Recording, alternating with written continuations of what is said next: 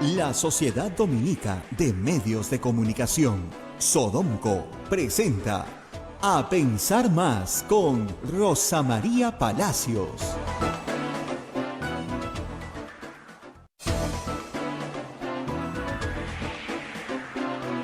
Señoras, señores, muy buenos días. Bienvenidos a Pensar Más con Rosa María Palacios a través de las emisoras de la Sociedad Dominica de Medios de Comunicación, Sodonco. La Sociedad Dominica de Medios de Comunicación está integrada por la red de radios Santa Rosa en Lima, Santo Domingo en Chimbote, San Martín en Arequipa, Cepagua en Ucayali, Radio Quillabamba en La Convención y Radio Madre de Dios en Puerto Maldonado. Se une otra red de radios amigas como Radio Huánuco en Huánuco, Radio La Voz de Ayacucho en Ayacucho, Radio Pública en Puno, Radio Moro en Ancash, Radio Cumbre en Huancayo, es la radio del Arzobispado, Radio Milenio en Satipo, Radio Estación Solar en Abancay, Radio Oriente en Yurimaguas, Radio Los Ángeles en Cajamarca y Radio San Valentín en Lampar, Radio Activa en Cerro de Pasco, Radio Continental en Huanta, Onda Digital TV nos pone en sus pantallas y también AM Tagua nos pone en podcast en todo el Perú y el mundo. Además estamos en las plataformas móviles, estamos en el Facebook de Radio Santa Rosa, el Facebook de Radio Quillabamba, el canal de YouTube de Radio Santa Rosa y también la página web de nuestra emisora, que es www.radiosantarosa.com.pe. Además, también agradecemos la presencia de Peruvian Travel Service, 20 años de experiencia a su servicio. Vas a viajar en Semana Santa, tenemos salidas confirmadas al Caribe con los mejores precios: Cancún, Playa del Carmen, Punta Cana, Riviera de Maya. Viajes nacionales incluye Cusco, Iquitos, Chachapoyas, Cajamarca, Arequipa y puedes pedir informes en Peruvian Travel Service a los teléfonos 242-1741 y al WhatsApp 990 38 69 73. O puedes entrar a nuestra página web www.peruviantravelservice.com.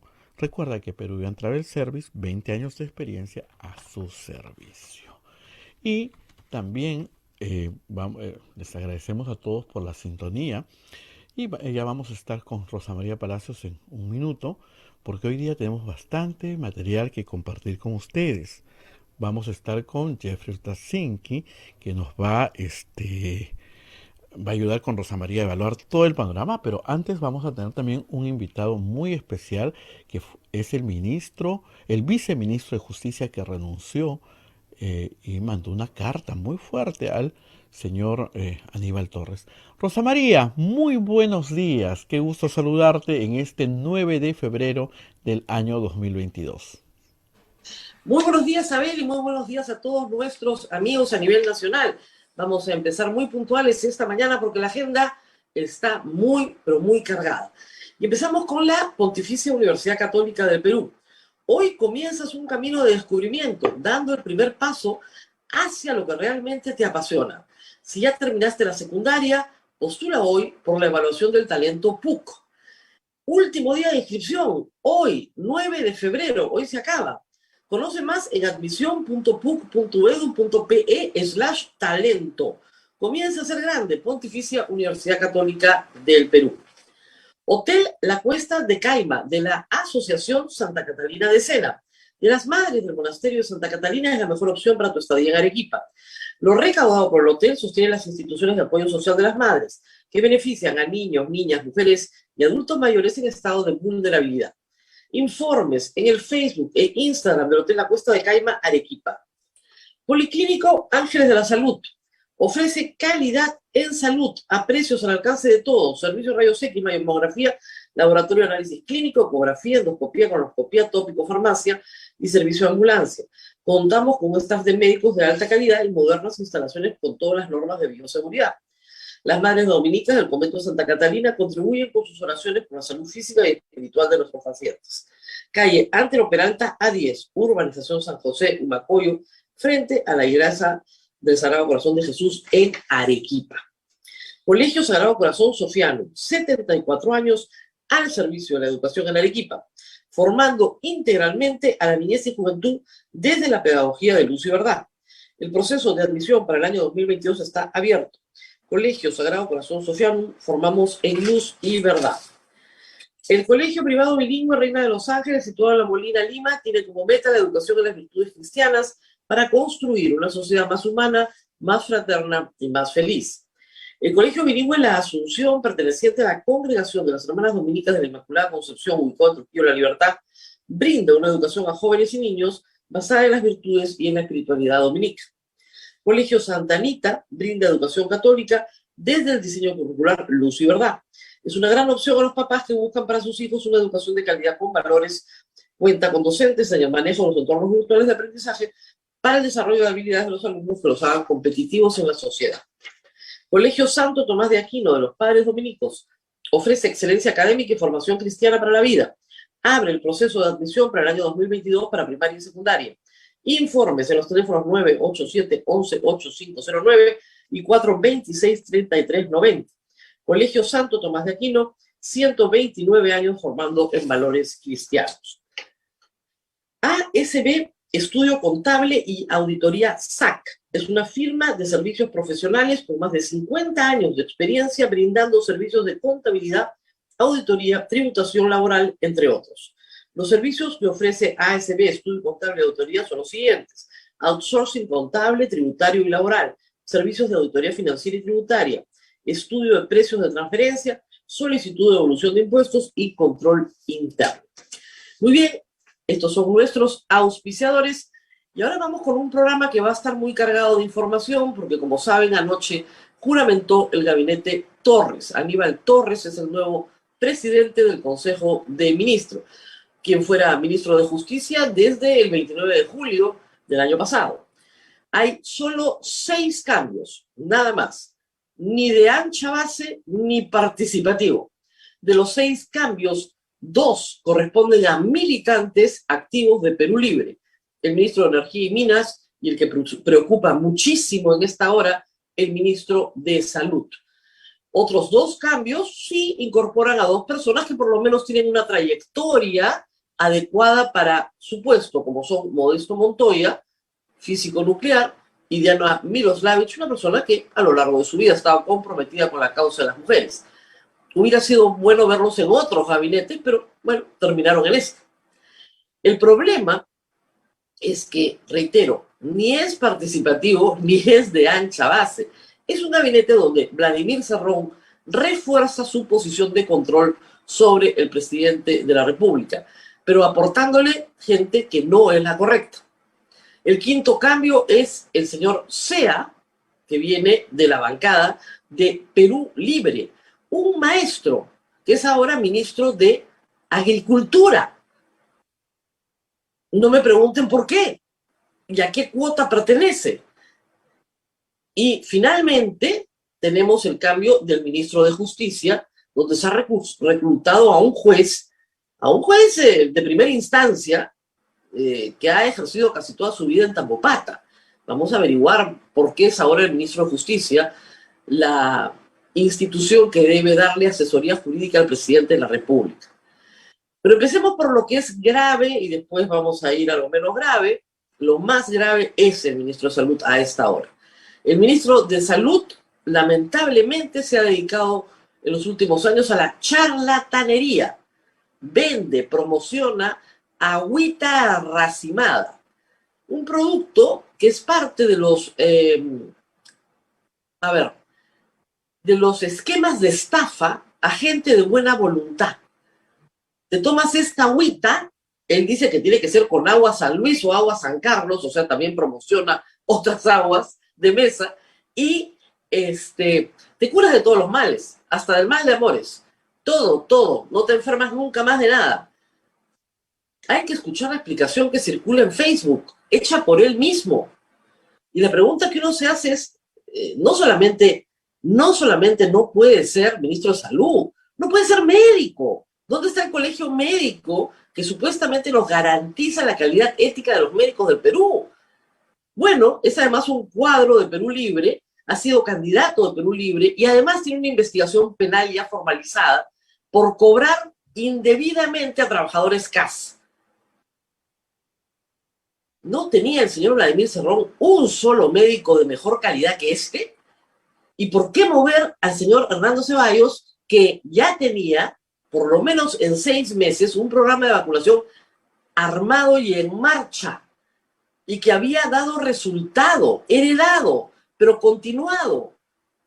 ¿Por qué? Porque el señor Ceballos es el ministro más popular del régimen, porque la popularidad del señor Ceballos es muy superior a la del presidente de la República, ¿por eso lo sacaron? En fin, vamos con nuestro primer invitado, porque vamos a hablar del ministro, por supuesto, Aníbal Torres. No sé, a ver si ya estamos en comunicación con él. En unos minutos, Rosa María, en unos minutos todavía. Vamos a estar con el señor Gilbert Andia. ¿Por qué?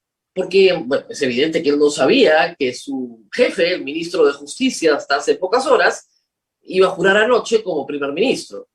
Y renuncia con una carta muy dura, con adjetivos muy duros, como maltrato, autoritarismo. Y vamos a hablar con él de eso y de acusaciones muy puntuales.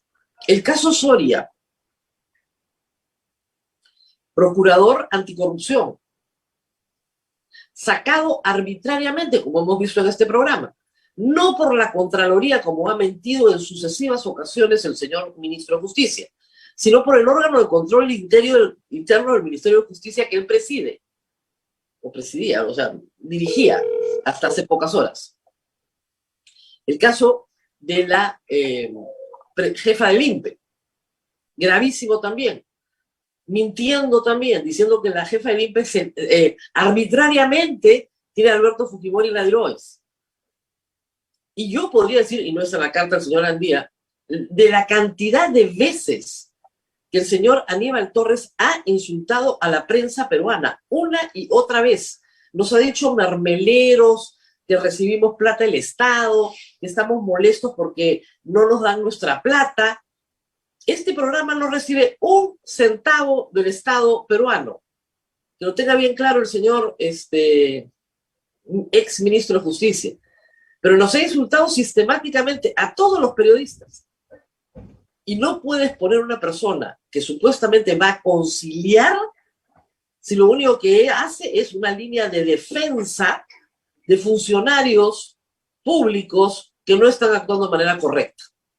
Y bueno, ya estamos con el señor Gilbert Andía, abogado, ex viceministro de Justicia, y una persona de carrera del Ministerio de Justicia. Entiendo que hace 5 años trabaja en el sector, no llegó con el señor ex ministro Aníbal Torres, no es militante de ninguna agrupación política, una persona de carrera, aceptó ser viceministro, porque ser viceministro en Justicia tiene retos muy importantes y su carta dice muchas cosas. Gracias, doctor, por estar con nosotros esta mañana.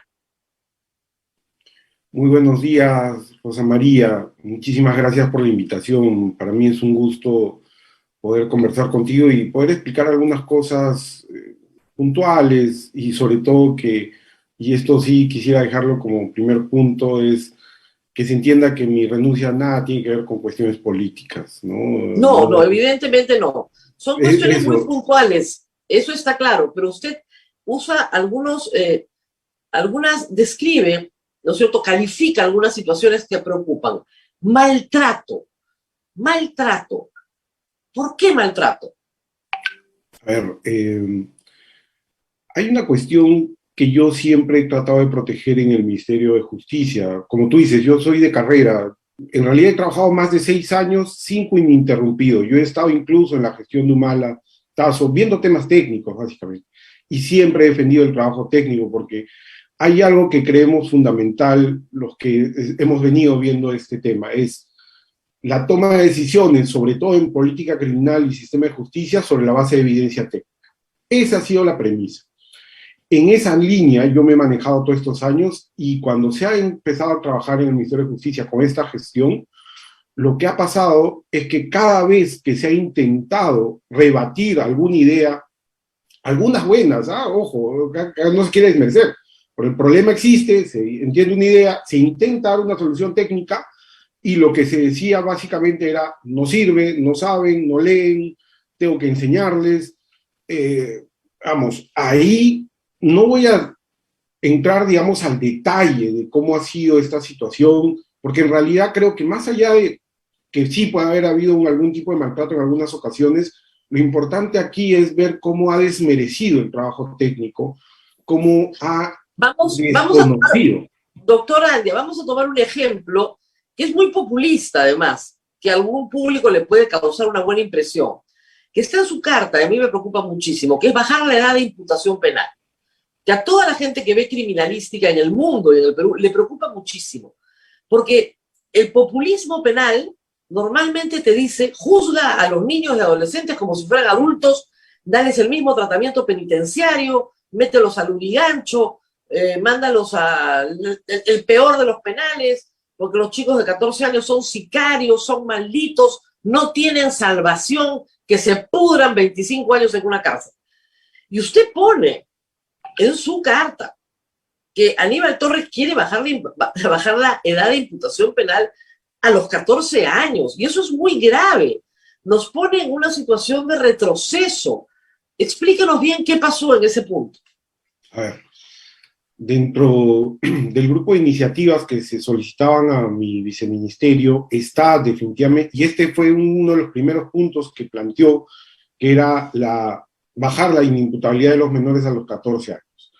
Se le ha intentado explicar de todas las maneras, y digo, técnicamente, él me acusa de oponerme a sus iniciativas con argumentos no técnicos, no es real. Se le ha explicado, se ha hecho un trabajo comparado, un análisis comparado de la legislación nacional, internacional, de los países de la región, Europa. Él tiene un discurso y esto no lo pueden comprobar todos, él ha salido en muchos lugares diciendo que en Europa, que en Italia, en un viaje, él vio cómo esto pasaba, que en otros países, que somos un país tercermundista, que nunca vamos a avanzar. En realidad se le demostró. Aquí hay algo peculiar, él siempre hace mención a que él hizo un estudio sobre esto y que por eso él sabe que funciona. Y él mismo señala que ese estudio lo hizo cuando estaba en la universidad, es decir, hace muchísimos 50 años. Claro, cuando de repente sí era algo totalmente posible. Claro, lo que sucede es que sí, técnicamente la edad de la formación de la voluntad, ¿no es cierto? Cada estado la define en otro momento, pero en el Perú se define a los 18 años. Y si tú no tienes voluntad, ¿cómo vas a tener dolo? Es que ahí hay un punto, no es solamente el tema de la voluntad, la definición, claro, todas nuestras convenciones, la convención de los niños, en general todo el sistema convencional y constitucional te establece que los adolescentes y los niños necesitan establecer un límite de edad de responsabilidad, pero no te dice una responsabilidad de penal ordinaria, te dice tienes que establecer un límite de edad para que puedan ser responsables penalmente, pero por infracciones a la ley penal, en un sistema ordinario, es decir, porque yo en el Perú tengo de menores de 18 hasta 14 años, es decir, de 14 hacia abajo, los muchachos no son responsables por infracciones penales, es decir, entonces eso es lo que exigen las convenciones, no te dice, establece un límite de edad para que puedan ser sentenciados como adultos, ¿no? Eso no es lo que dice. Claro, no, así es. O sea, menores infractores, ojo, hay en todas partes del mundo, pero tienen un tratamiento especial. Lo que no puedes hacer es que a los menores infractores los trates como adultos, porque estás desconociendo que tienen una posibilidad de rehabilitación dentro del contexto de la adolescencia. Además, no solamente es el tema de que pueden ser rehabilitados, que hay un gran número de muchachos que, a ver, los que han entrado a un centro juvenil, se han dado ese trabajo, hay mucha gente que nos apoya, y debo acá poner un punto sobre la I, en el sentido de que los centros juveniles es probablemente la entidad más descuidada del Estado peruano. Las paredes de los centros juveniles están que se caen, los chicos no tienen dónde dormir, no tienen cómo comer, los profesores ganan 1.200 soles, no hay un sistema de seguridad establecido. En general es una situación caótica que hemos intentado desde hace mucho tiempo tratar de mejorar. Teniendo eso en consideración, uno luego entra a revisar qué hemos estado haciendo. Normativamente, el Perú ha sido hasta felicitado de cómo hemos venido trabajando este tema. Nosotros tenemos un plan que enfrenta o ve todo este tema de los adolescentes en conflicto con la ley penal. Es un plan de tratamiento, esto viene del año 2013.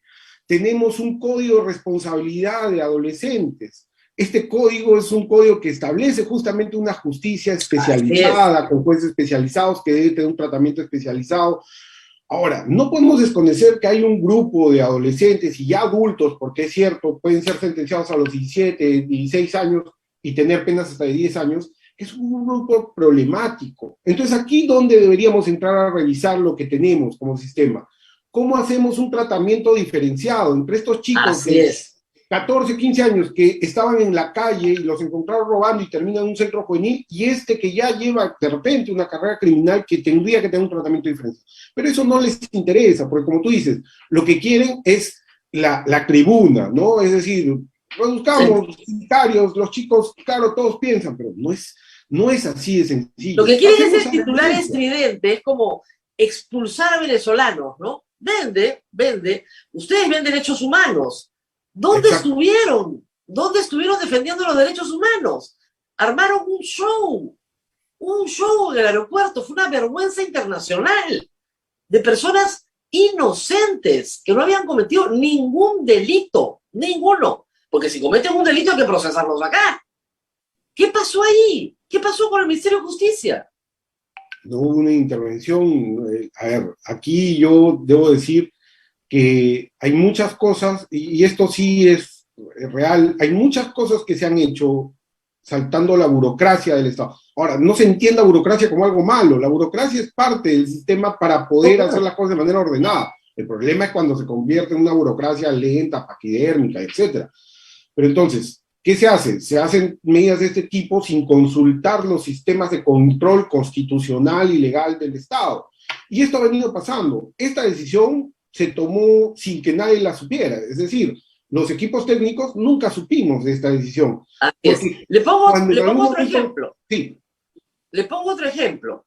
Vamos con el tema de Soria, que ayer ha presentado una acción de amparo y que yo creo que va a ganar de todas maneras. Se nos ha mentido sistemáticamente a la opinión pública diciendo que la Contraloría ha dicho, cuando la Contraloría no ha dicho nada. Es el órgano de control interno del Ministerio de Justicia el que ha emitido un informe donde interpreta la ley, interpreta lo que es experiencia en el cargo o experiencia en el sector. Eso es una barbaridad y nos han mentido sistemáticamente, pero lo que es más grave es lo que usted dice en su carta, porque no han nombrado un sucesor. ¿Para qué? Para que no se pueda acusar a nadie, porque ese procurador es el único que puede acusar a los altos funcionarios. Entonces, si no hay procurador, no hay denuncia. ¡Bingo! ¿Es así? ¿Así se están manejando las cosas?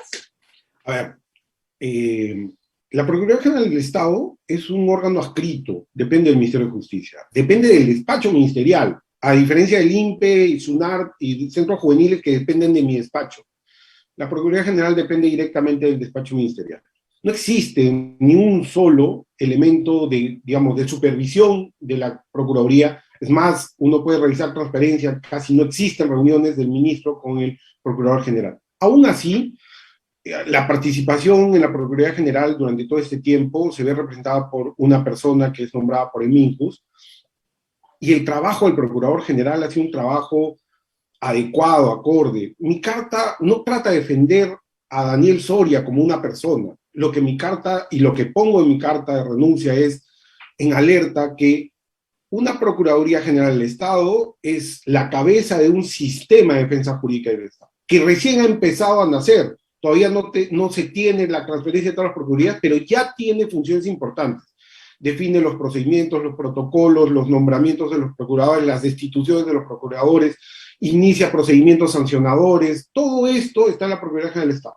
Desde el momento que se saca a Daniel Soria, que podría haber sido Juan Pérez, lo que se hace es, si esto hubiera sido una salida programada, pensada, adecuada, ¿no?, por una pérdida de confianza, como ellos señalan, hubieran tenido una persona a quien encargar, hubieran tenido una persona a quien darle el puesto para que el trabajo no se interrumpa. Esto no pasó. Y no pasó porque, uno, no se consultó, se hizo de manera rápida, nunca en las áreas técnicas supimos de esto. Además, hay algo que es evidente. La destitución de Soria, bajo un argumento de pérdida de confianza, es ilegal. Y es ilegal por una sola razón. Sí, claro. A ver, y esto no tiene nada que ver con cuestiones políticas, nuevamente. Vamos a analizar la norma.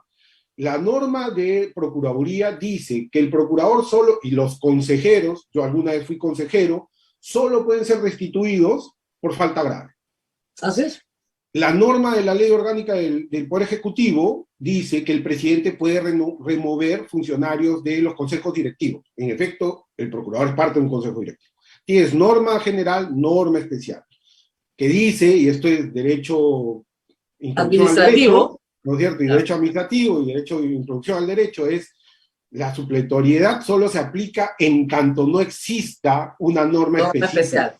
Hay una norma especial que regula el sistema, pero además algo importante, ¿por qué esta norma? Yo tengo, digamos, la satisfacción de haber participado en casi todas las normas de los últimos 5 años. Y la norma de Procuraduría tuvo un sentido por haber sido colocada así, para proteger a los procuradores generales, que son los que denuncian, del poder político. Así es. Entonces, si tú estás removiendo a un procurador porque le pierdas la confianza, pero a ver, veamos qué pérdida de confianza, porque esto tampoco es algo vacío. El Tribunal Constitucional ha dicho, claro, la pérdida de confianza es un acto subjetivo, pero la arbitrariedad viene cuando la subjetividad no es otra cosa que solo hacer un nombramiento de la norma. Tiene que haber una motivación de algún tipo. No, y la motivación es la represalia, pero está clarísimo. Es que a eso voy. Ellos salen a decir que la motivación es el informe de control posterior, que como tú has señalado es un informe que, bueno, no es vinculante siquiera, pero no hacen mención del informe dentro de la resolución, ¿no es cierto? Eso debería estar. Entonces, si tu pérdida de confianza es por eso, no es contradictorio, porque en realidad, si lo que pasó es que ese informe de control te motiva a la salida, lo que debiste hacer, y yo lo pongo así, lo he dejado por escrito en un oficio al ministerio, y acá hay un paréntesis, es el viceministro de Justicia el asesor del Ejecutivo. Y como asesor del Ejecutivo yo lo he dejado por un oficio diciendo, lo que tendrías que haber hecho es declarar la nulidad e iniciar el proceso por falta grave. Yo no estoy defendiendo a Daniel Soria, que se le inicie el proceso, que salga si tiene que salir. Si no ha hecho una buena gestión, si no corresponde, o como dicen, no fue nombrado, cumplió los requisitos, que se declare la nulidad de su nombramiento, es lo que corresponde. Pero han ido por un camino que no es el normativo. Entonces, lo sacan, lo descabezan. Entonces, si lo sacaste, por lo menos coloca a un personal idóneo. Pero claro, toman la interpretación del control interno del MINJUS, que dice que solo puede ser un procurador que ha ejercido las funciones del procurador público, porque claro, el informe de control dice la defensa jurídica del Estado la ejercen los procuradores públicos, pero olvidan que, y esto yo lo puedo decir porque estuve en la elaboración de la norma, que no se buscaba eso, se buscaba que sí, sean personas que tengan experiencia en la defensa jurídica del Estado. Por ejemplo, los procuradores delegan o tercerizan muchas veces la defensa jurídica del Estado. Esos son abogados que ejercen y que podrían tranquilamente ser procuradores. Entonces, pero claro, ahora no tienen una persona a quien nombrar, se descabeza. Ahorita, hace 2 días, procuradores me llaman, me escriben, me dicen, doctor, ¿hay alguien con quien podamos conversar porque necesitamos hacer gestiones para un caso? Entonces, claro, no hay nadie, pero algo más grave. Hay una indefensión para la defensa jurídica del Estado respecto de las acciones ilícitas que puedan cometer altos funcionarios. Claro. O sea, bueno, ahorita no hay nadie que pueda denunciar un alto funcionario. El caso de la jefa del INPE, y esta es una pregunta importante, viceministro, ¿ha conocido usted en algún momento de la intención de excarcelar a Antauro Humala a través de cualquier medio? Aquí yo sí debo ser sincero, yo no ha habido, digamos, un conocimiento de mi parte, por lo menos directa, de que haya una intención de de excarcelar a Taurumán. Sí es un tema que se ha conversado por varios medios, porque salía en la televisión, porque había, es cierto, Claro. Virgilio Acuña fue alguna vez a una reunión, Virgilio mismo la publicó en el Twitter, donde él conversa y dice que hay un pedido de liberación por redención de la pena. Eso es un tema que se ha analizado. Desde el aspecto técnico se analizó y es algo que yo le dije desde el día 1, antes de ser siquiera viceministro.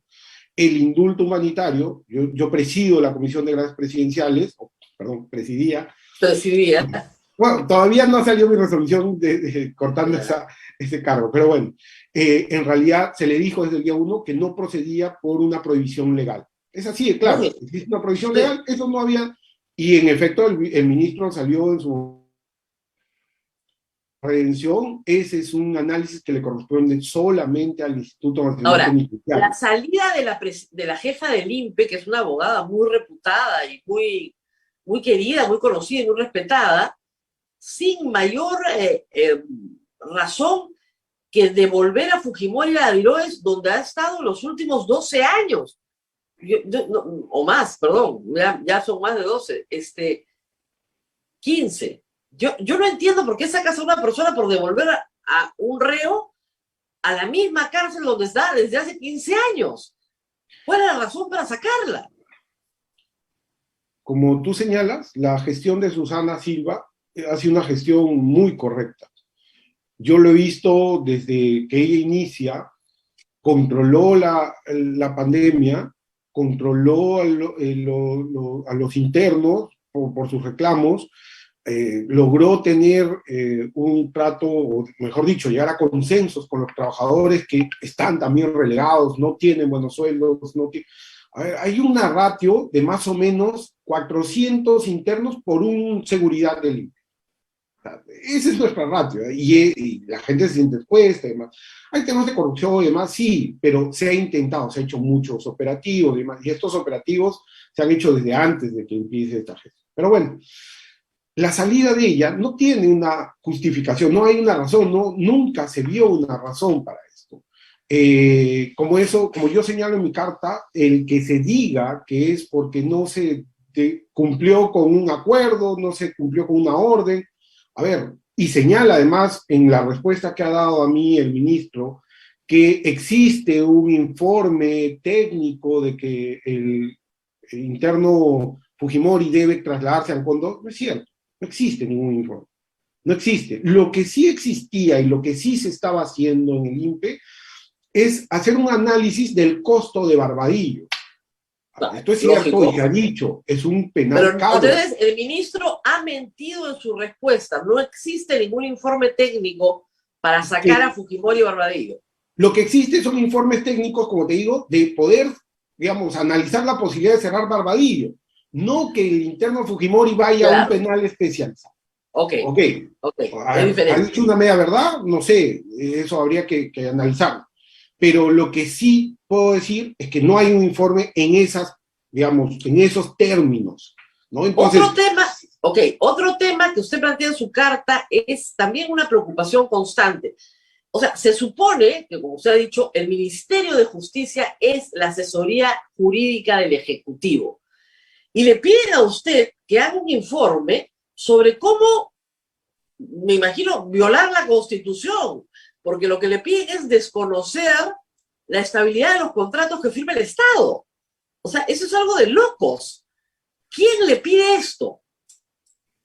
Esto también lo he dejado por escrito, ¿no? Yo, en mi condición o ejerciendo la función de asesoría al Ejecutivo, yo le he dejado, antes de irme, claro está, al ministro, ante el pedido de 3 proyectos de ley específicos, le he dejado cuáles son las razones por las cuales se consideran no viables. Uno de ellos es la eliminación de los contratos ley establecidas en el artículo 62 de la Constitución. El pedido es expreso y ha sido del ministro. A ver, siempre el ministro de Justicia llamaba a los equipos, llamaba a los viceministerios para poder dar algunas ideas, y se trabaja así siempre. Yo he pasado por 9 ministros antes, y esa es la forma de trabajo, ¿no? O sea, uno se sienta, el ministro tiene una preocupación, una problemática, se identifica y se trata de trabajar lo normativo o las acciones que se deben trabajar. Él, en efecto, solicita a mi viceministerio trabajar la eliminación de los contratos ley. Eso Pero fue... es absurdo, porque además hay varias cosas. El segundo párrafo del artículo 62 es potestativo, no es obligatorio, no tiene nada que eliminar. O sea, miren, el 62 que nos dice que los términos contractuales no pueden ser modificados por leyes u otras resoluciones. Eso quiere decir que pacta sunt servanda. El contrato es ley entre las partes, como establecieron los romanos. ¿Ah? Esto no es el neoliberalismo. Yo me comprometo y nadie se mete en ese compromiso. El Estado no puede por ley modificar un contrato. Excelente. Eso es lo que ha traído gran desarrollo al Perú. Pero en el segundo párrafo, sí. El segundo párrafo, así como el contrato es ley entre las partes, en el segundo párrafo lo que dice es que mediante contratos ley, el Estado puede, si quiere, si le da la gana, establecer garantías y otorgar seguridades. Nada más. ¿Para qué? Para que te firmen el contrato, porque el Estado peruano pues tiene fama de perro muertero, ¿ya? No pueden ser modificados legislativamente sin perjuicio de la protección a que se refiere el párrafo anterior. ¿Qué es lo lógico? ¿Por qué quieren derogar esto? Eso es lo que preocupa, porque quieren que el Estado no cumpla sus compromisos. En realidad las razones no son claras, el pedido sí, y las explicaciones de por qué no proceder también, ¿no?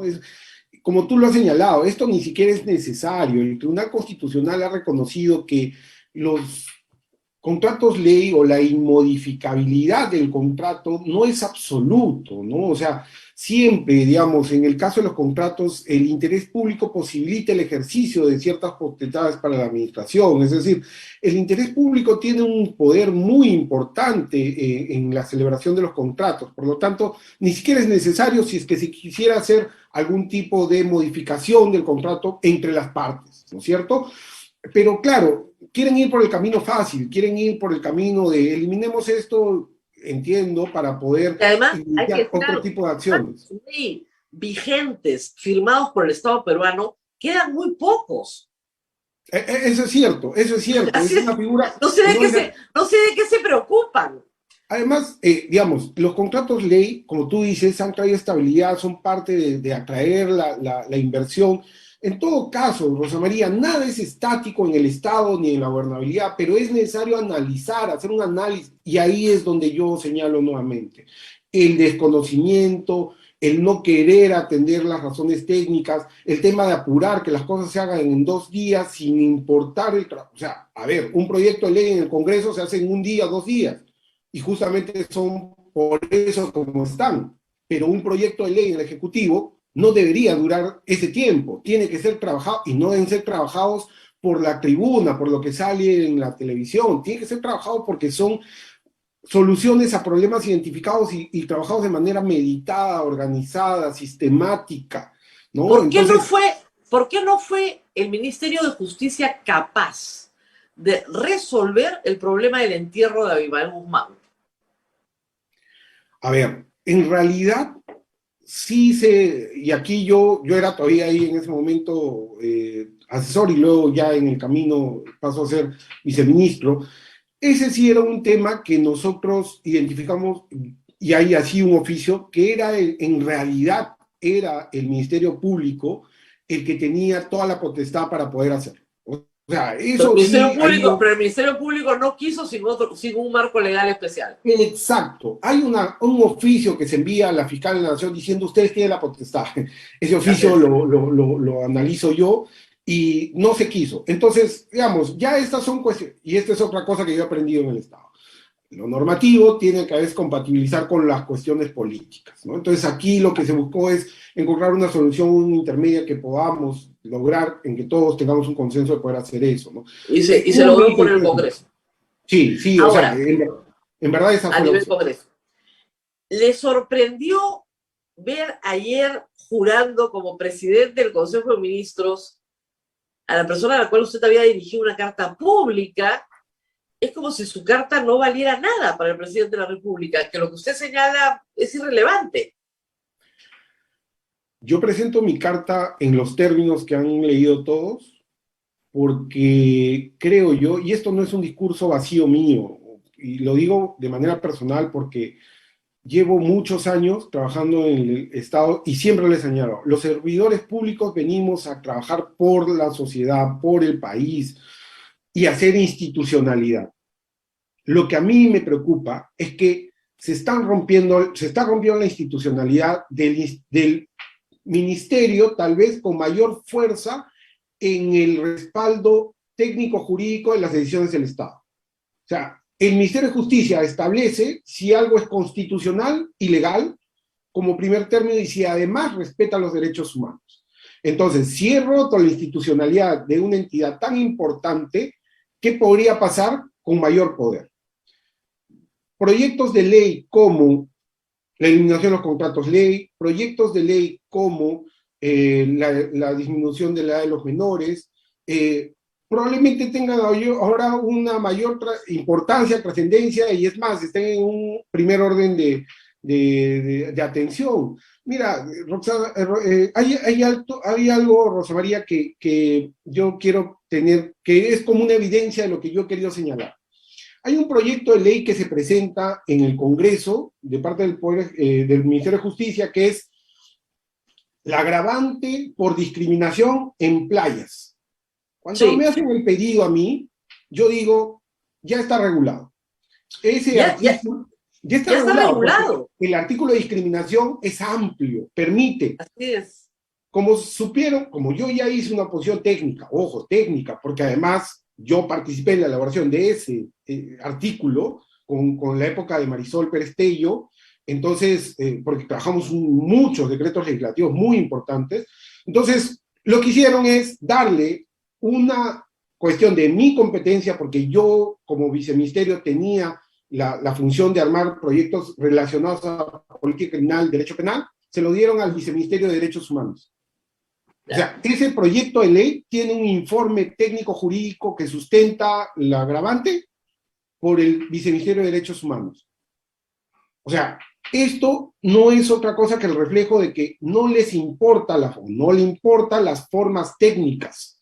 Claro, no le importa, es político. Como tú no lo quieres hacer, que lo haga el otro. Así es. Y eso va a pasar. No, claro. Eso va a pasar. O sea, y no es el primero. Hay otro proyecto de ley que se está trabajando actualmente.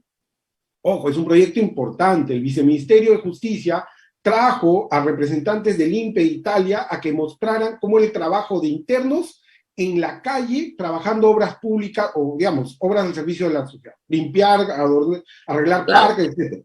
Los trajimos, les dimos la idea, no la compraron, me refiero al ministro. Luego él viene y dice, quiero hacer este proyecto de ley, no me lo da a mí, se lo da al Viceministerio de Derechos Humanos. El Viceministerio de Derechos Humanos busca a mi equipo. ¿Para qué? Para poder trabajar en conjunto, porque ellos dicen, no es mi especialidad, tú ves simple.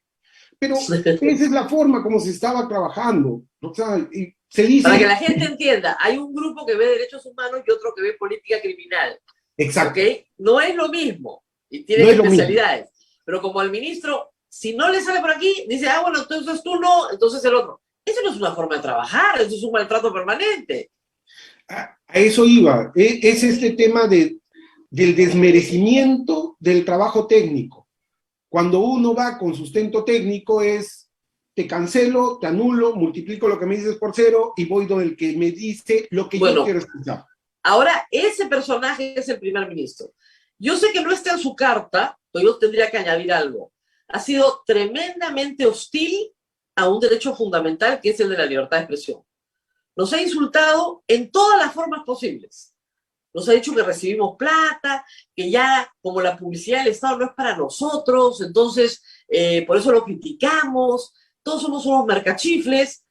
Bueno, él hablará por él, ¿no? Pero en este caso Radio Santa Rosa no recibe un centavo del Estado peruano y yo no me canso de decirlo porque no tengo por qué aguantarle tremenda grosería al ex ministro de Justicia que va a continuar en ese plan, además.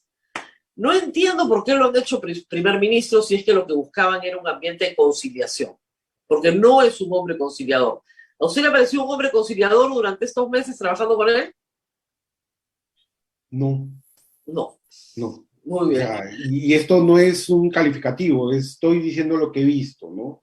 Lo que he visto es, a ver, no es que sea tampoco una persona que todo el tiempo esté enfrentándose, o sea, sí ha llegado a No, consenso, comer, pero esto es también un tema de la política, o sea, nuevamente, yo he trabajado con 9 ministros, he visto muchas él personalidades. le ha dicho en su respuesta algo que suele ser muy grosero en la administración pública, ¿no? Si no te gusta, ¿por qué no te fuiste antes, pues? A ver, primero la pregunta sería, ¿por qué acepté? A ver, yo tenía clarísimo que cumplido mi contrato en agosto, yo debía irme, porque no era, digamos, yo no soy político, no tengo afiliación a ningún partido, he trabajado solamente y me han mantenido la confianza por mi trabajo. Un mes después de trabajar con él me solicita que me haga cargo y me dice, conoces el ministerio mejor que nadie. Me quedo por una razón, porque yo dije, considerando todo lo que conozco, todo lo que he hecho, yo puedo impulsar cosas desde el viceministerio que son importantes para el país, para el país. Entonces, yo acepto por eso y porque consideraba desde que él llega al ministerio que era una persona honesta, con la que se podía trabajar, tenía un recorrido académico, cuestiones que se fueron desvaneciendo con el pasar de los días, de los meses, y yo sí he hecho una especie de contención técnica. Y ese es parte del trabajo de, no con Sí, esta claro. gestión en general. Los técnicos hacemos contención, porque no necesariamente todas las propuestas pueden llegar a un buen puerto, porque a veces hay buenas intenciones, pero no quiere decir que sea la solución. Y eso es lo que yo estaba haciendo. Pero hay un límite, Rosa María, hay un límite, y el límite fue la institucionalidad. El límite fue ver cómo la Procuraduría General del Estado, que hemos venido tratando de construirla, tratando de trabajar desde el caso de la época de Humala, en la que hubo, digamos, todo un escándalo, hemos tratado de darle normas, estabilidad, digamos, que puedan sostenerse, simplemente la descabezas, no pones a nadie, dejas indefensión. El Instituto Nacional Penitenciario es un dolor de cabeza año tras año, año tras año. El Ministerio de Justicia nunca ha podido, bien estable, viene, y esa estabilidad que permite, Rosa, permite trabajar otras cosas que sí necesitamos, permite trabajar infraestructura, permite trabajar las condiciones de los trabajadores, porque claro, no estás preocupado en otras cosas, estás ya resolviendo problemas de fondo, pero lo rompes y no colocas a nadie nuevamente, porque no tienen cuadros. Entonces, ahí es el problema. No tienen cómo continuar con las buenas gestiones, porque nadie va a poder decir que la gestión de la doctora Susana ha sido una mala gestión. Y no defiendo a Susana Silva, que se entienda, defiendo la gestión, o sea, y lo he visto porque yo la he supervisado. Entonces, esto es algo que no se puede permitir, no se puede permitir que un ministerio tan importante se vea afectado de este modo, que no se escucha los textos. ¿Conoce a la persona que han elegido como ministra? Como ministro. Como ministro, no. El señor Ildefonso, no lo conoce. Muy bien, muchísimas gracias al señor Gilmer Andía. No sé si hay alguna pregunta, Abel, porque no, tenemos Rosa otro María. invitado. Sí, estamos esperando a Jeffrey Rasinski. Muchas gracias, doctor, por haber... ¿Perdón? Con A, mi nombre es con A. Gilmar. Ah, Gilmar. Yo pensé que era Gilmer, es Gilmar Andía. Bueno, muchísimas gracias, doctor, por haber estado con nosotros. Creo que su carta ha sido muy oportuna. Yo, al contrario, creo, a diferencia del ministro de Justicia, que le ha abierto los ojos a mucha gente sobre lo que está pasando y más bien añade un elemento de preocupación muy serio a este premio que se le da haciéndolo presidente del Consejo de Ministros. Gracias por haber estado con nosotros. Muchísimas gracias, Rosa María, y nada, solo espero que los profesionales que siguen en el Estado sigan defendiendo la institucionalidad. No podemos permitir que eso pase. Necesitamos un país mejor, necesitamos una sociedad mejor, y los que están adentro tienen todavía la obligación, diría yo, de seguir defendiendo. Un gusto. Así es, la contención, me ha gustado eso de la contención técnica. Sí, no, si no fuera por la contención técnica, les aseguro que el Perú sería un desastre. La contención técnica en el sector público ha hecho milagros muchas veces. Gracias por haber estado con nosotros. Vamos a hacer una pequeñísima pausa y regresamos con Jeffrey Radinsky para analizar el gabinete completo, porque hay muchísima preocupación a esta hora por el ministro de Salud, que creo que es lo más grave que tenemos en este momento. Vamos a la pausa y volvemos. Sodomco, Sociedad Dominica de Medios de Comunicación.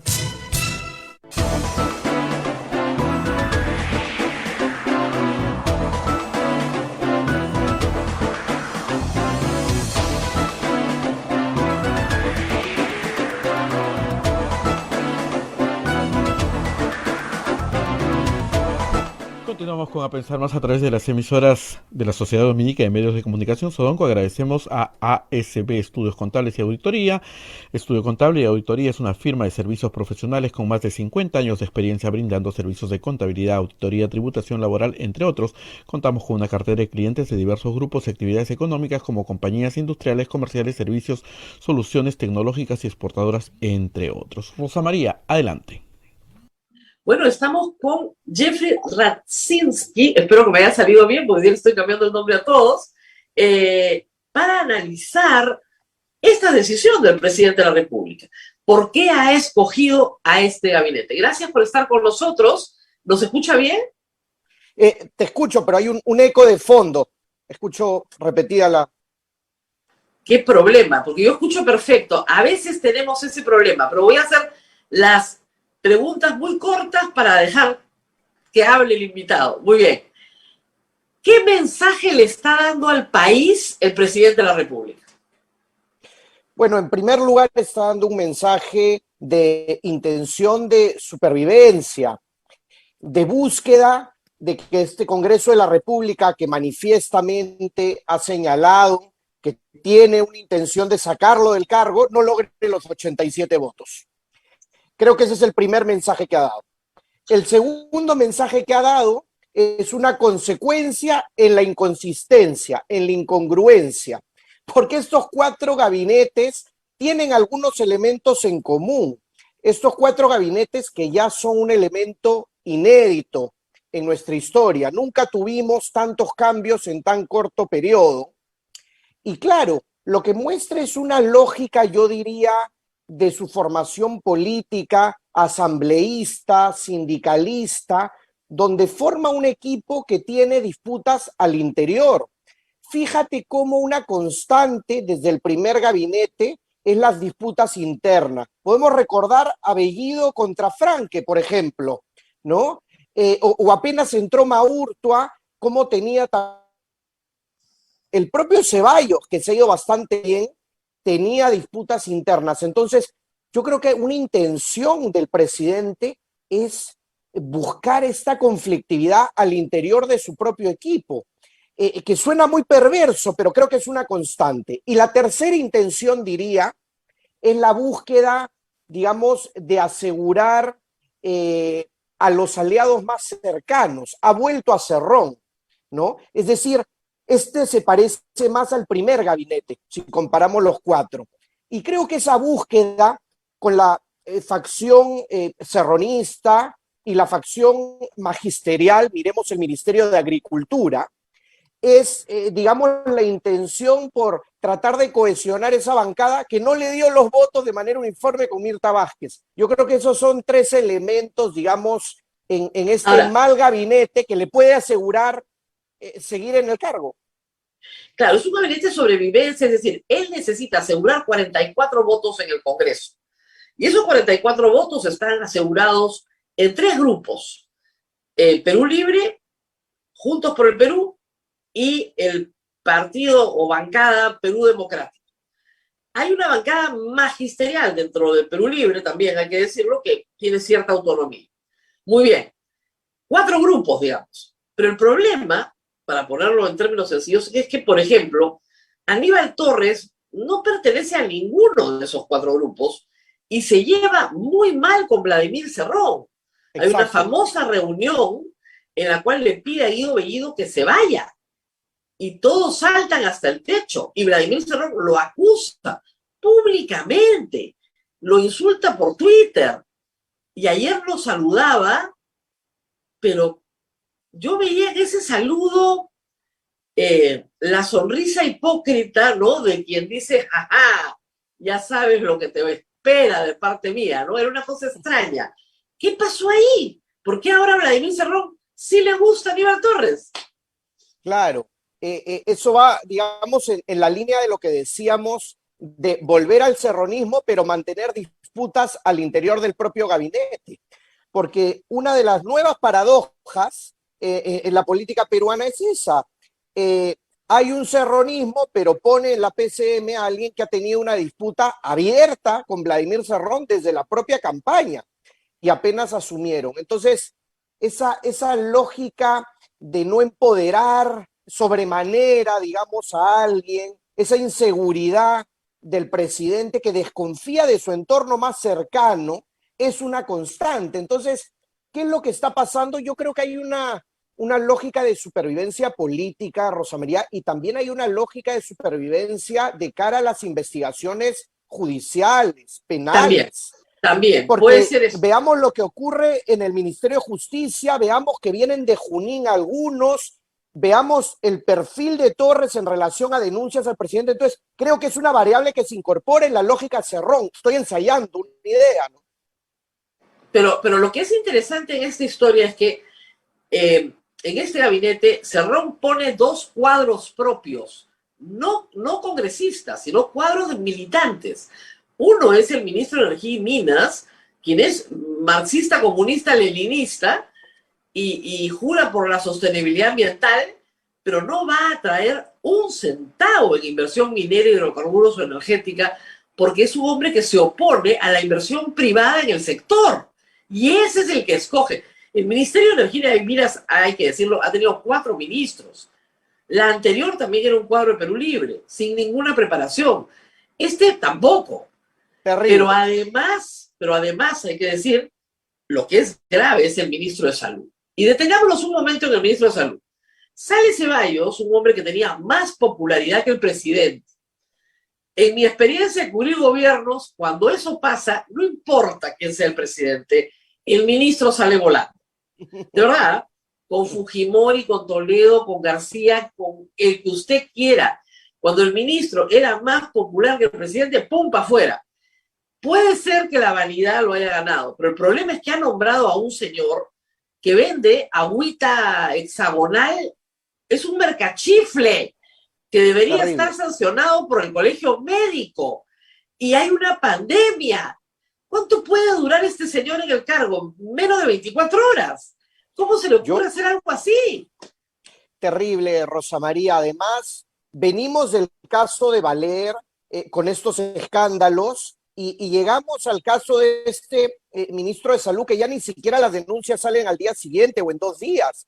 A las pocas horas yo leí al periodista Daniel Llovera que ponía todo un informe y señalaba investigaciones de corrupción también en Junín, sumadas a lo que señalas, a la promoción y venta de estos productos que se oponen a lo más mínimo de la ciencia. Entonces, eso es un escándalo más y que se tiene que leer, como bien decías en la introducción de tu pregunta, que es, oye, ¿quién está saliendo para que ingrese este señor? Está saliendo el ministro que le representa el mayor éxito en política pública de estos 6 meses, uno de los pocos éxitos, la vacunación. Y ahí permíteme una reflexión, Rosa María, sobre el eje derecha-izquierda, que es muy útil para analizar la política, pero es insuficiente. Fíjate, Ceballos es un militante de izquierda de muchos años, y si uno revisa sus intervenciones cuando fue congresista, hace muy pocos años, pues era una izquierda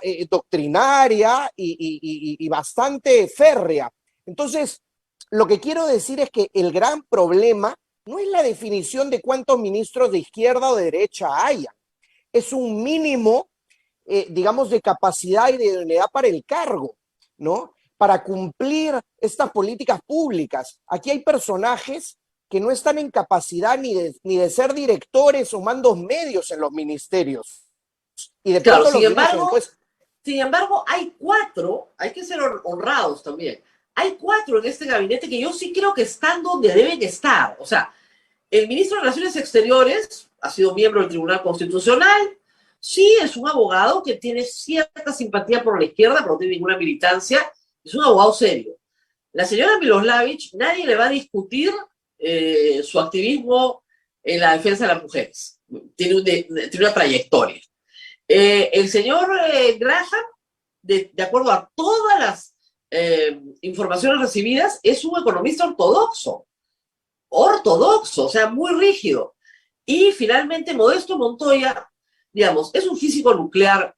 En ambiente puede hacer algo positivo si es que se aplica. No es su tema, eso sí, no es su especialidad, pero podría hacer algo interesante. Además, cuatro que no son militantes de ningún partido político. Pero el 4 resto, de 19.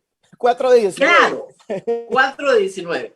El resto es, cada uno a su manera, un pequeño desastre. Como tú dices, el de agricultura es un profesor que está en el Congreso, en el bloque magisterial. ¿Qué puede saber de agricultura? El señor Sánchez en Mincetur, bueno, es la cuota de Juntos para el Perú, pero ni siquiera de Nuevo Perú, sino de Juntos por el Perú, el cual preside. Rosa María, sí. Vamos a hacer una pequeñísima pausa porque Jeffrey me dice que tiene eco y vamos a tratar de solucionar porque no te está escuchando bien, ¿ya? Una pequeña pausa y nos comunicamos con Jeffrey para solucionar ese pequeño problema.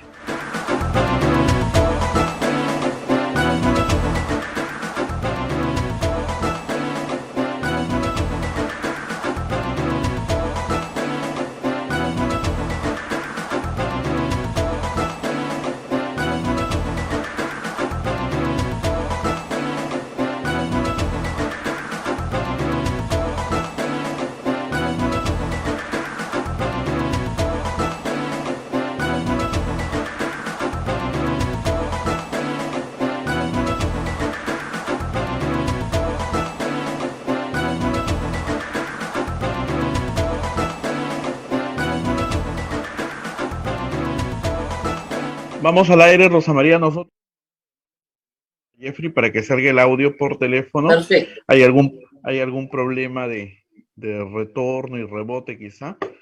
¿No? Interesante lo que está en este análisis y la preocupación grande por el ministro de Salud, como tú lo has dicho, ¿no? Es una gran preocupación que tenemos con el ministro de Salud. Nos dará agüita. Agüita hexagonal. Avacinada, dice que es arracimada, pero él dice agua avacinada, parece sacar el vacín, ya nadie sabe qué cosa es un vacín, ¿no? Pero en fin, es una vacenica, avacinada. ¿Qué cosa es eso, por Dios? Yo miraba así, es lo mismo que el dióxido de cloro, o sea, es la misma cosa. ¿Cómo puedes poner a una persona que hace eso de ministro? Si ni siquiera debería ser médico. O sea, yo no entiendo dónde está el colegio médico. El colegio médico tiene que decir algo. Es una vergüenza para todos los médicos peruanos. En fin, no sé si los escuchas. ¿Ahora sí? Perfecto, perfectamente. Perfecto, ahora sí nos escucha, dice bien. Sin eco. Muy bien, sí, sigamos examinando lo que queda del gabinete. Ahora, Vladimir Cerrón estaba feliz. Significativo que borrara un tuit que decía que tenía que haber curules cautivas. Sin curules cautivas va rumbo a la vacancia, ¿no? Y lo borra, como diciendo, ya me dieron mis curules cautivas. A veces, y todos dicen que Vladimir Cerrón es un político muy astuto, pero a veces no lo parece, ¿verdad? O sea... Sí, Rosa María, yo me permito volver al punto de la doble intencionalidad. Yo creo que hay una intencionalidad política de mantenerse en el cargo.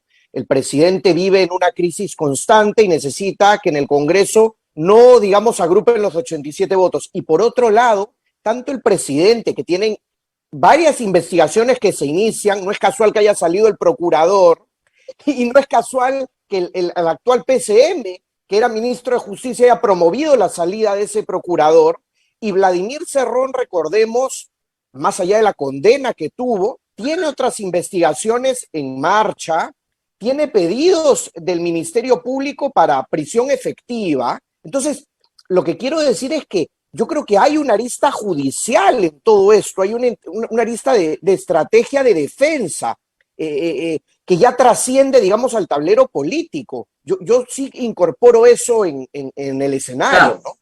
Es un elemento muy importante.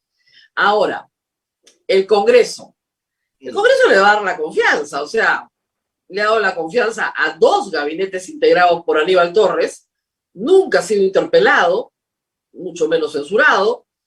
Yo no dudo que le vayan a dar la confianza. Pocos, no todos, pero le van a dar la confianza, siempre y cuando le saquen al de salud, ¿no? Yo creo que eso va a ser más o menos rápido. Pero, ¿y después qué? Es lo que todo el Perú pregunta. ¿Y después qué?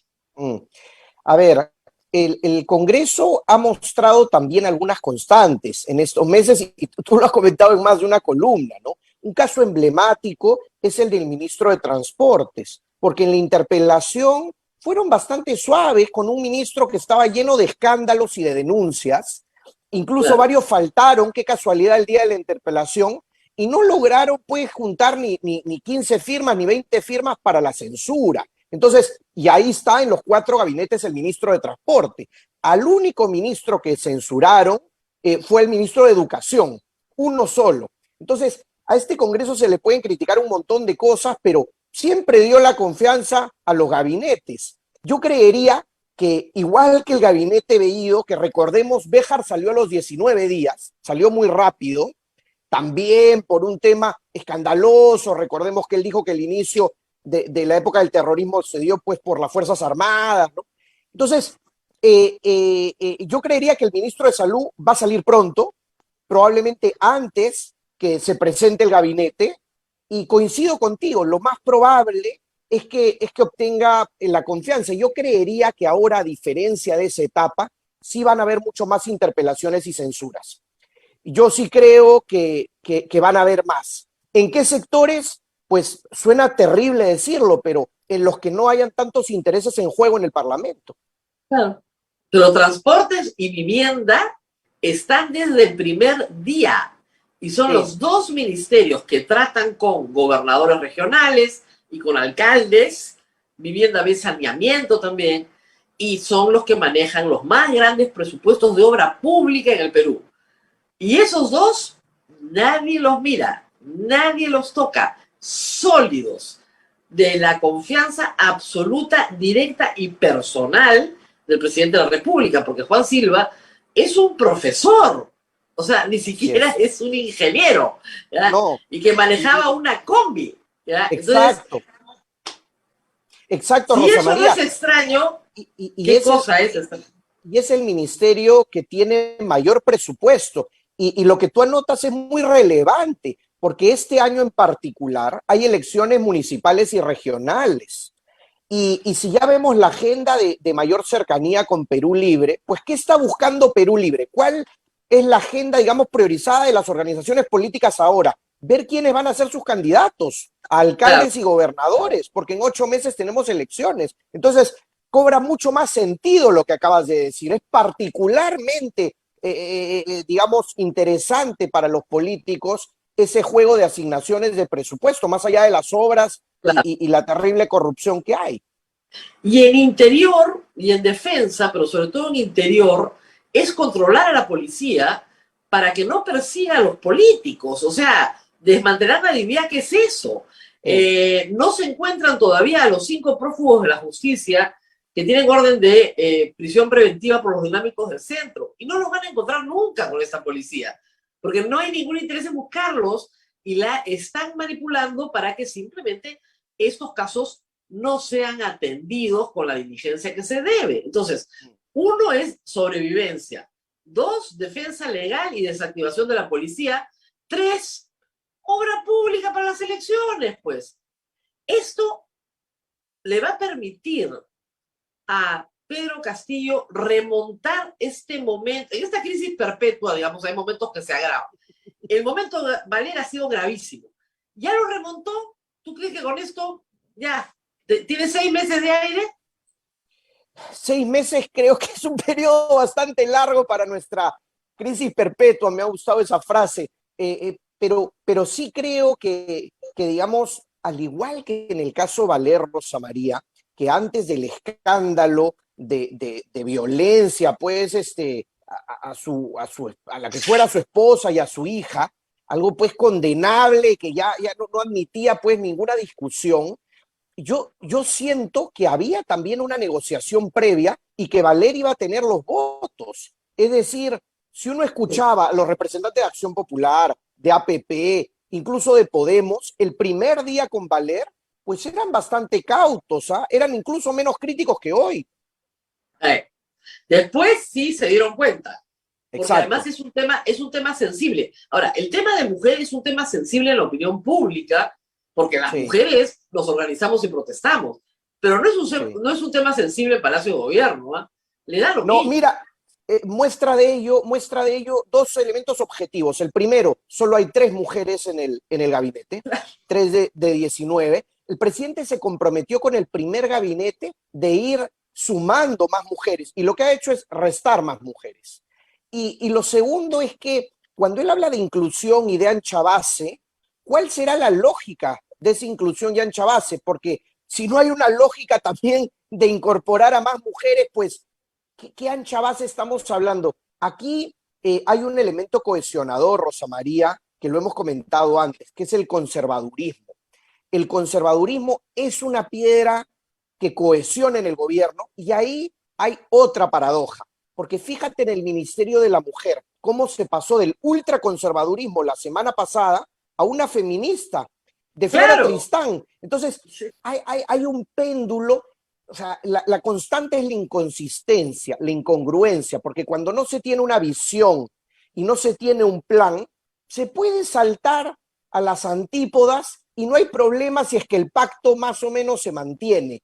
Yo creo que es así de rudimentario lo que tenemos, Rosa María, en el gabinete. Lo que sí creo Claro, que o es un... sea, tú tienes a la señora Katy Ugarte, que es pro vida, y tienes a Diana Miloslavich, que es pro aborto. O sea, en la misma semana. ¿Qué cosa tiene el presidente en la cabeza? No sé, pero tienes que tenerla muy raro, el amoblamiento para hacer, como dices, esos saltos olímpicos, Exacto. ¿no?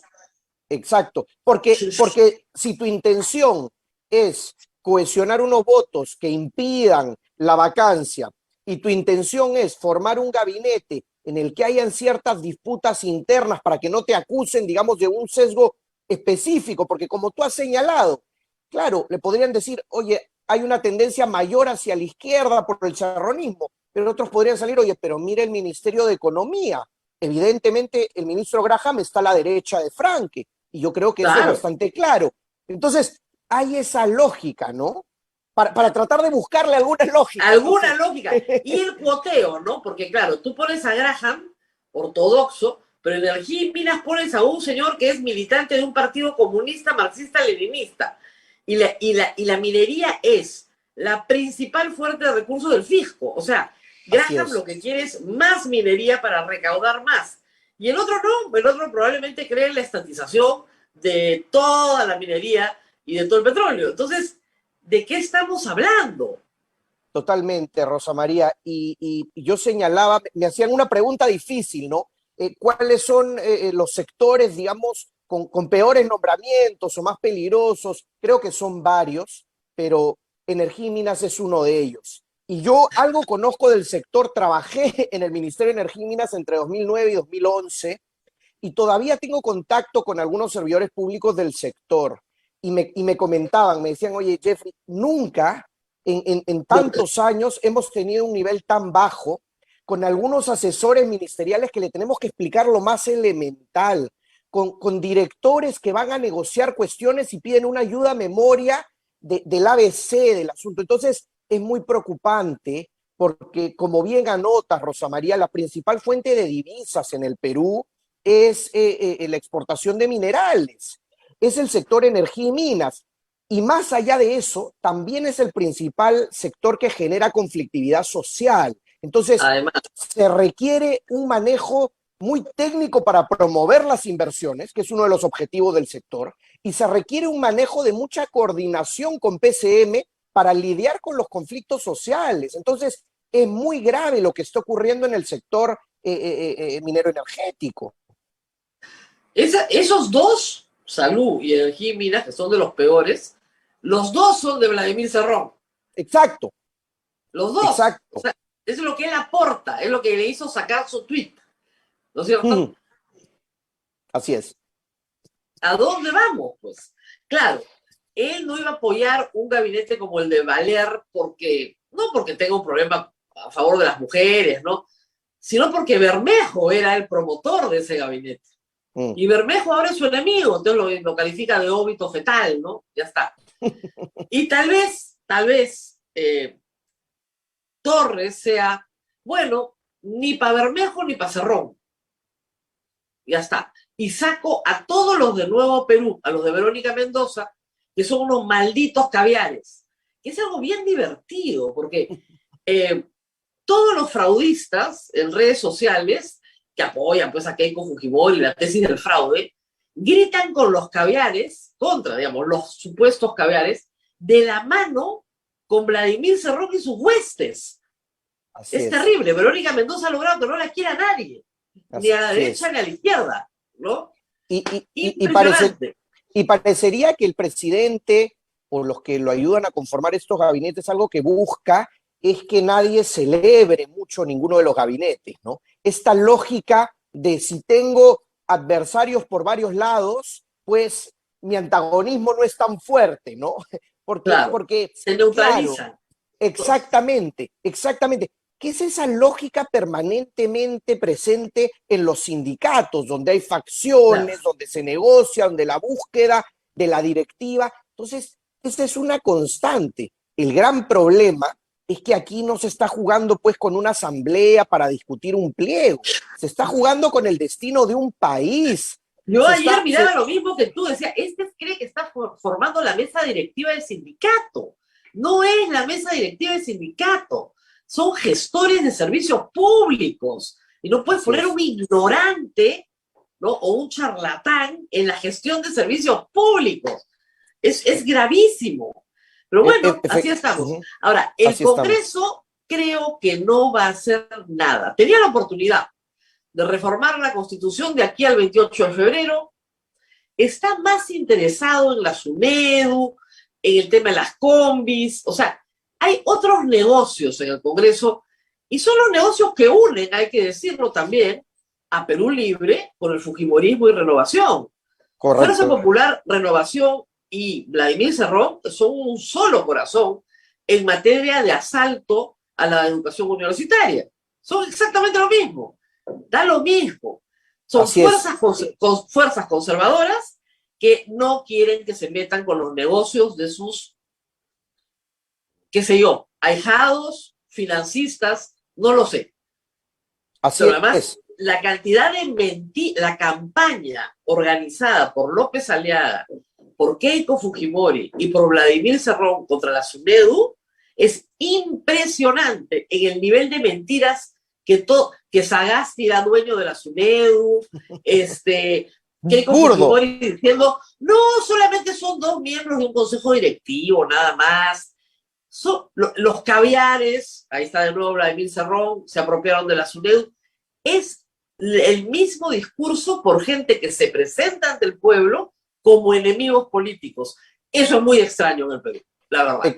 Exactamente. Además, Rosa María, hace algunos meses podíamos conversar sobre esto, podíamos ensayar eso como hipótesis, pero acá ya es una tesis, porque acá si vemos ya la aprobación de la ley con el tema de SUNEDU, que probablemente pueda retroceder por la presión, pero ahí está.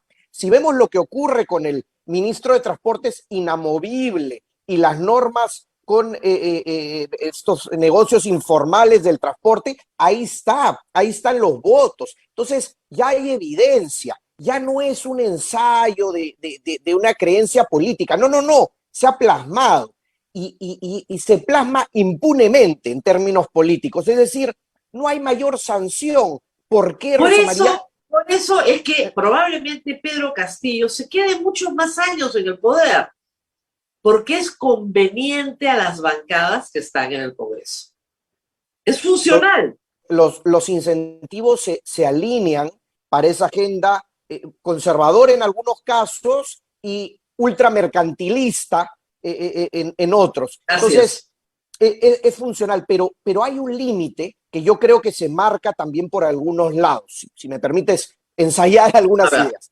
El primero, vamos a ver el tema de aprobación, respaldo ciudadano, porque si bien es cierto, yo creería que la mayoría de la ciudadanía ayer no estaba atento a los cambios ministeriales como estábamos nosotros. Creo que hay un hartazgo tan grande, hay esta sensación de crisis permanente que los ministros dejan de serlo y nadie se enteró ni el nombre del ministro. Entonces, creo que hay esa desafección muy grande, pero hay un nivel de hartazgo que sí puede estar marcado por cosas como violencia contra la mujer. Fíjate cómo Valer salió, fíjate cómo el ministro de Defensa tuvo frases de avalando, ¿no? Esto es un asunto privado y sigue ahí, vamos a ver si genera una presión o no. Temas como el ministro de Salud, el tema de la salud está muy sensible, vamos a ver si actúa o no el Congreso. Yo creo que ese tipo de cosas puede mover un poco la calle, la ciudadanía, porque sin eso veo que no van a haber muchos incentivos en el Congreso, coincido contigo. Y el segundo punto es, digamos, hasta qué alcance va a tener peso el ministro Torres, el presidente del Consejo de Ministros. Yo coincido contigo, tú señalabas hace algunos días esta idea de, oye, se podría nombrar a un presidente del Consejo de Ministros con mayor poder para que el presidente de alguna manera sigue siendo jefe de gobierno, sigue siendo jefe de Estado, pero pierde peso sobre el control y la gestión. Entonces, yo ahí sí tengo una duda. ¿Hasta qué punto Torres va a tener poder? No. Ese es exactamente. Esa era una hipótesis para que la trabajara el presidente. La descarta, porque eso es lo que le pide Nieto. Nieto le dice, ya, yo formo el gabinete. Porque eso es lo que dice la Constitución. Además, ojo. Claro, dice que propone, ¿no? Así es. Yo le traigo la propuesta y con su acuerdo, por eso es que la resolución, si ustedes escuchan ayer la juramentación, dice, estando a lo acordado. ¿A lo acordado por quién? Por el primer ministro y por el presidente de la República. El señor Aníbal Torres está a lo acordado en los 18 miembros del gabinete. ¿Tú crees? Yo creo que no. Como no lo estuvo Mirta Vázquez y como no lo estuvo Guido Bellido. O sea, los que están a lo acordado son básicamente Vladimir Cerrón. Y tal vez Bermejo, si es que le dijeron, oye, esto es, tienes que aceptar y ya llévate a Valer. Ese es el que está a lo acordado, pero no están a lo acordado como dice la Constitución y las resoluciones. O sea, acá no ha venido Aníbal Torres y le ha dicho, mira, este es mi gabinete, ¿ya? Canciller fulano, ministro de Economía y Finanzas, venga, ¿te gusta? Te propongo otro. Fíjate, claro. Violeta Bermúdez explicaba que cuando le piden ser primera ministra, ella se presenta con Sagasti y le ofrece ternas por cada puesto. Claro. Y Sagasti y ella comienzan a decir los van llamando y nadie les dice que no, felizmente, y los que llamaron aceptaron. Pero ella propone ternas por puesto. Claro. Y es un buen ejemplo, ¿no? Porque Violeta Bermúdez permanece todo el periodo del presidente Sagasti. Que es cierto, fue muy corto, pero fueron 7 meses que acá ya hubo 4 gabinetes, ¿no? Entonces, claro. Es un buen punto, claro, digamos, también para explicar y que la ciudadanía entienda la lógica de qué significa proponer. Al final, efectivamente, es una decisión del presidente, pero a partir, digamos, de una base coordinada. Claro. Es un buen punto el que señalas, pero algunos, me imagino, sí han sido propuesta de Torres, pensaría, bueno, ¿no? El de justicia probablemente, se trajo un juez de Tambopata y dijo, ya, es alguien que él puede controlar, pero punto, claro. No creo que nadie, los de Cerrón son de Cerrón, no son de él, eso está claro. Y el resto son heredados claro. De un gabinete que forman los vivertos, los asesores de... Porque Valer tampoco propuso nada. No, ahí me queda clarísimo. Claro. El asunto ahora, y volviendo con las aparentes contradicciones, con las paradojas, ¿no? Yo revisaba algunos indicadores de esta semana, ¿no? Por ejemplo, ayer, gran día para la Bolsa de Valores. Sí. Las últimas 2 semanas se ha fortalecido el sol, digamos, no ha habido una devaluación. Entonces, nuevamente volvemos a esa lógica de, oye, pésimo en la política, inconsistencia, claro. Es realmente preocupante, pero hay una serie de indicadores, claro, también hay muchos factores externos que nos ayudan, el precio de los minerales sigue altísimo, las agroexportaciones han tenido el año pasado un récord, el mayor en la historia, pero ¿hasta cuándo se va a sostener esto? Porque va a haber un momento en que los vectores pues se intersecten y que esta débil institucionalidad afecte a lo económico, ¿no? Porque con tanta desafección... Lo que pasa es que, a ver, yo creo que entre junio y agosto del año pasado, entre esta campaña de los fraudistas, parte de los mensajes eran, tienes que aceptar que hay un fraude porque el país se va a convertir en Cuba. Entonces, acepta que hay un fraude para que no se convierta en Cuba, ¿no? Y resulta que juramenta Castillo, y no era Cuba, pues. El señor pobrecito no es comunista, ni remotamente. Vladimir Cerrón sí, pero tampoco es un comunista tan orgánico, ¿no? O sea, es un poquito chicha, como todo se achicha en el Perú. Entonces, al final del día, ni tu propiedad, ni tu hipoteca, ¿no es cierto?, ni tu carro, ni el colegio de tus hijos se va a ver afectado. Entonces tú dices, bueno, ya me puedo comprar un carro, ya me puedo pedir una inflación de mi hipoteca, puedo volver a mandar a mis hijos a un colegio privado, porque tengo un poquito de platita que la guardé aterrorizado para huir del país, y resulta que no tengo que huir a ninguna parte, porque todo sigue exactamente igual. Entonces yo creo que ese zamacón ya acabó. La gente que fue traumatizada por el triunfo de Castillo está saliendo del momento de trauma, por eso han pasado 7 meses. La gente que incluso migró está pensando en volver. Entonces, ya es, como pasa en muchos países, ¿no? Funciona por cuerdas separadas. En la medida que lo básico está garantizado, Pedro Franque, con todas sus limitaciones, fue eso. Y este Graham es exactamente eso. Y parece que Castillo lo dice ya. Tú manéjame la economía como te dé la gana, haz que el país crezca y yo me ocupo del resto. Entonces, si es así en el gabinete, va a ser así en la sociedad peruana. Es un punto interesante, ¿no? Porque si uno lo lleva al eje político, digamos, el miedo, ese miedo que tenía un sector del comunismo, de las expropiaciones, siempre es más movilizador que la desilusión, por tratar de calificar, digamos, esta sensación de crisis y de gabinetes. Es cierto, el miedo en política moviliza más que la desilusión, que es digamos, un elemento más constante. Entonces, podría darse, pero mi pregunta va más allá, Rosa María, porque, a ver, estamos hablando de energía y minas. ¿Qué va a pasar si siguen los bloqueos en las Bambas? Yo me pregunto, si se profundiza mayor conflictividad, si no hay inversiones, digamos, si hay un problema mayor en el sector energía y minas, o si este señor que es una incógnita en agricultura pone trabas a un sector que está desarrollando tanto. Además, la agroexportación es fuente de empleo formal. Con todas las deficiencias que todavía hay, muchas cosas por mejorar, pero lo cierto es que ha traído mucha mejora y mucha reducción de la pobreza rural y mucho empleo formal en los sectores D y E, que tradicionalmente tenía muy poco. Entonces, ¿qué va a pasar, digo yo, si al mando de esos sectores, que son las principales fuentes de divisa, tenemos a personajes que son inciertos, que son una incógnita, y en uno de los casos, la cercanía a Cerrón, yo creo que sí es una alerta inmediata, en el próximo plazo? ¿Se va a poder seguir manteniendo esa separación? Me pregunto. Claro, pero ponte a pensar que el éxito del sector privado en el Perú es alejarse lo máximo posible del sector público. A pesar del Estado, ¿no? Exactamente. Mira comercio exterior y turismo y mira producción. Nadie habla del ministro de producción, ¿eh? Y digamos, la producción manufacturera es lo que mueve al país también. Claro, Nadie dice claro. una palabra. El señor Prado viene del grupo Romero, ningún problema.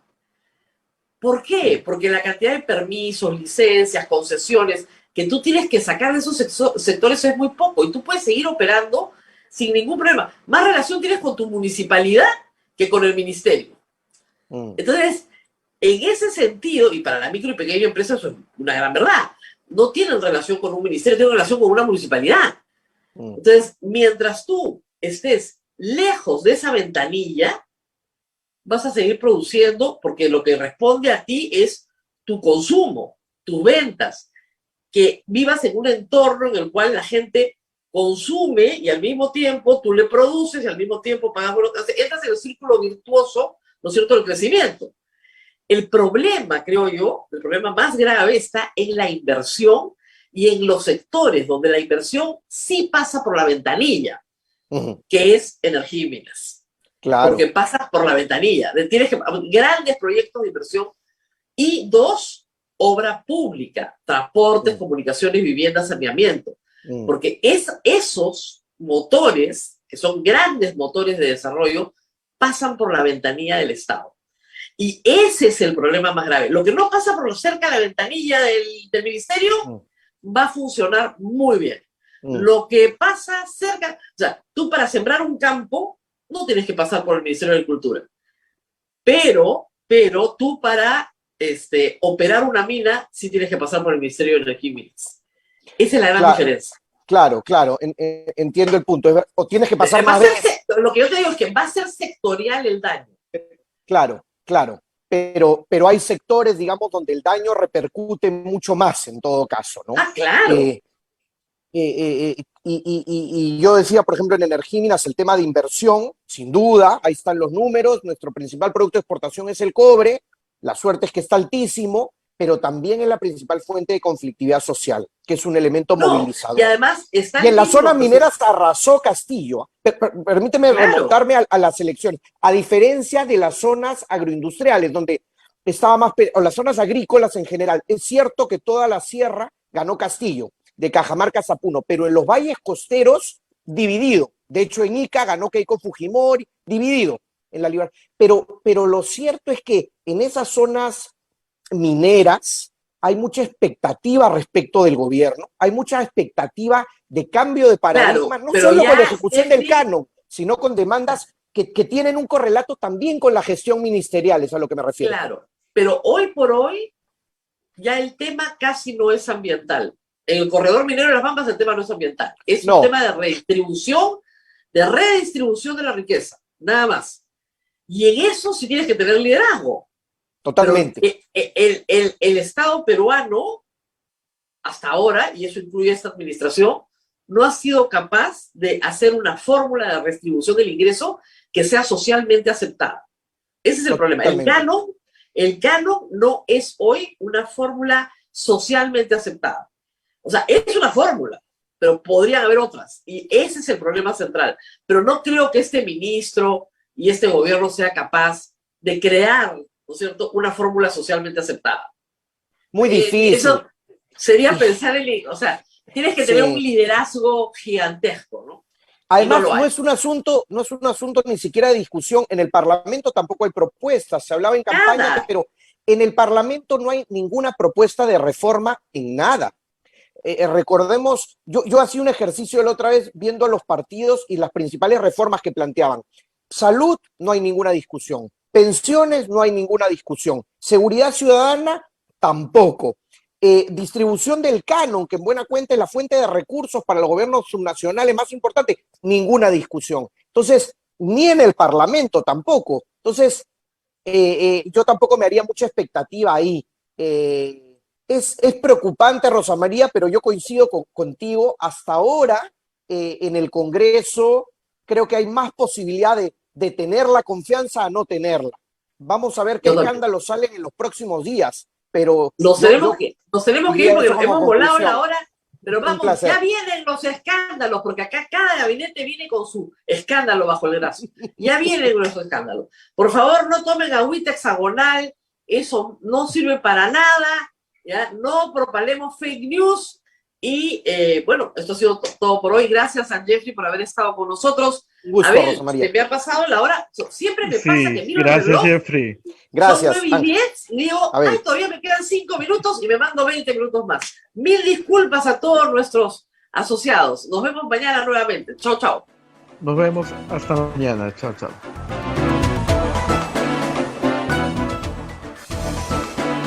Hasta aquí, A Pensar Más con Rosa María Palacios.